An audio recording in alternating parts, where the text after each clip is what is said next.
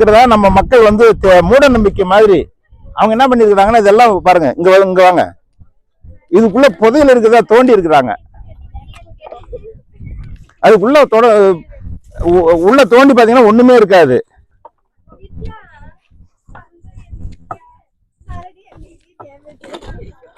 இங்க பாருங்க, யாரோ ஒருத்தன் தோண்டி இருக்கிறான் பாருங்க.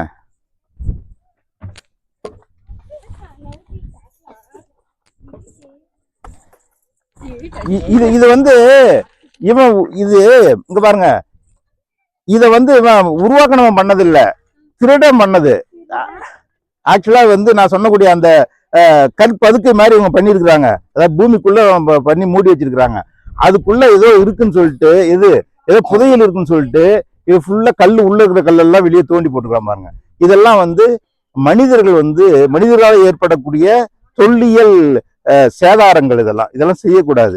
நீங்க படிச்சவங்க என்ன சொல்லணும்னா, இது மாதிரி எல்லாம் உள்ள தோண்டினீங்கன்னா வெறும் எலும்பு தான் இருக்கும், வேற ஒண்ணுமே இருக்காது அப்படின்னு சொல்லி இது மாதிரி தோன்றதெல்லாம் தப்புன்னு சொல்லணும். இது வந்து இந்த புதையல் தேடுபவர்களால் செய்யப்பட்ட ஒரு சேதாரம் இது. ஆனா அதனால ஒரு லாபம் என்னன்னு கேட்டீங்கன்னா, இதை கட்டுறப்ப எப்படி எல்லாம் பண்ணிருக்கான்னு தெரியுதா பாருங்க. இதுக்குள்ள ஒரு கோயிலுக்கு போனீங்கன்னா உள்ள கருவறை இருக்கும்.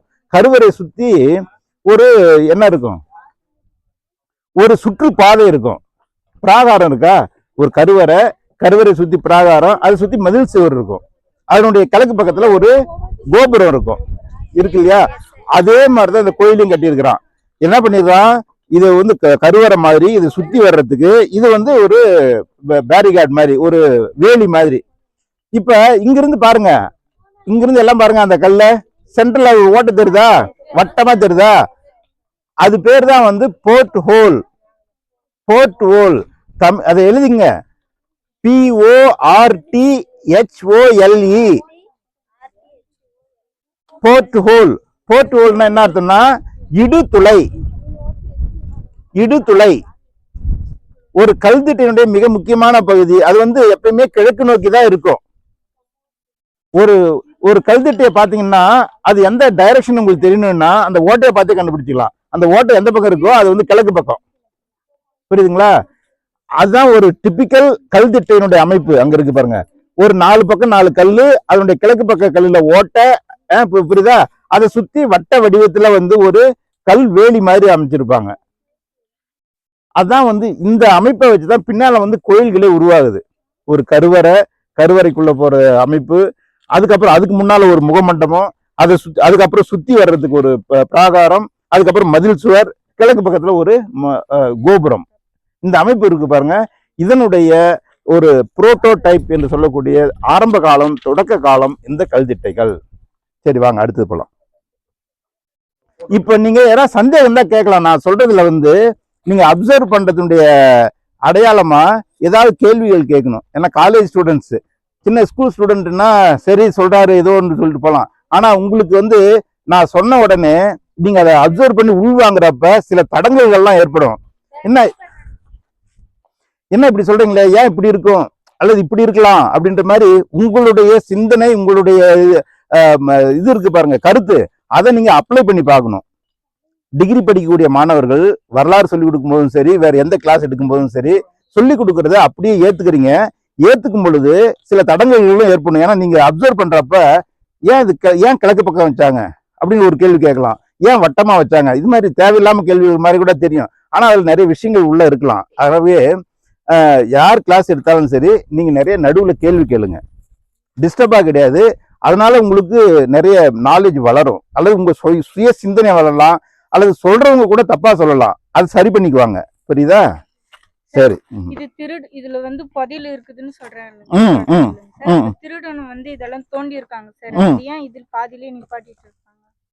பாதியில இல்ல, ஃபுல்லாவே பாருங்க, தரவெல்லாம் தோண்டிட்டாங்க, ஒண்ணுமே கிடைக்கல, விட்டு போயிட்டான். புதையல் இல்ல, புதையல் இருக்கிறதா? இதுல இன்னொரு கதை மாதிரி கூட நான் சொல்றேன் கேளுங்க. இது வந்து ஒரு அடிக்கடி நாங்க சந்திக்கிற ஒரு நிகழ்ச்சி. என்னன்னு கேட்டீங்கன்னா, ஒரு இடத்துல கல்வெட்டு இருக்கும், ஒரு நடுகள் இருக்கும். அந்த இடத்துல வந்து அது வந்து உங்களுக்கு சொந்தமான நிலமா இருக்கும். உங்க நிலத்துக்குள்ள ஒரு கல் இருக்கு, அது எழுத்து இருக்கு அப்படின்னு வச்சுங்களேன். அது யாராவது ஒரு மந்திரவாதி தெரிஞ்சுன்னு வச்சுங்களேன், உங்களை காலி பண்ணிடுவான். என்ன சொல்லுவான், இந்த இடத்துல புதையல் இருக்கு, இது வந்து பூஜை பண்ணி அமாவாசை அன்னைக்கு நான் எடுக்கிறேன்னு சொல்லுவான்.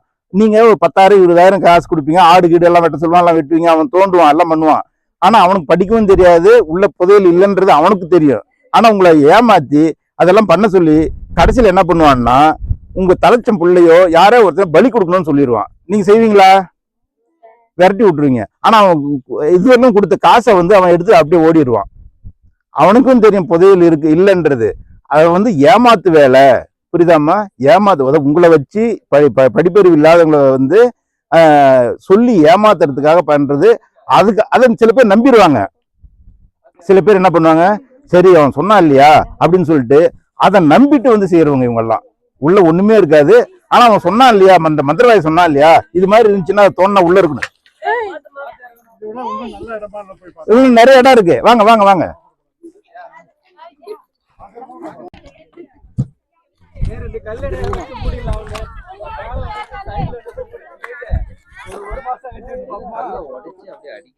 ஆமா ஆமா, இதுவும் ஒரு வகையான இதை வந்து அந்த இடத்துல நான் பசங்களுக்கு சொல்லணும்.